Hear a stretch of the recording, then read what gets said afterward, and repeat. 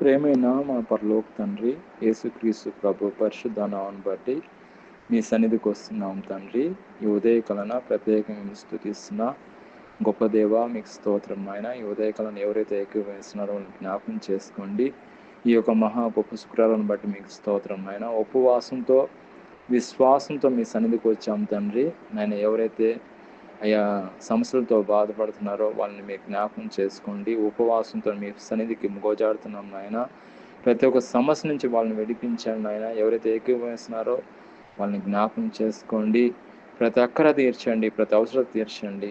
మీ కృపలో ఈ రోజంతా ప్రభావ కాపాడండి. కోడి తన పిల్లల్ని ఏ విధంగా కాపాడదో అదేవిధంగా మీ కృపరకల చాలని కృపణలో భద్రపరచండి. క్షేమం ఉంచండి, శుభములతో నింపండి, ఆశలతో నింపండి, దీవులతో నింపండి. ఈ దినమంతా ప్రభావ మీ కృపలో భద్రపరచమని ప్రభుని యేసుక్రీస్తు నామములో ప్రార్థన చేస్తున్నాం తండ్రి. ఆమేన్.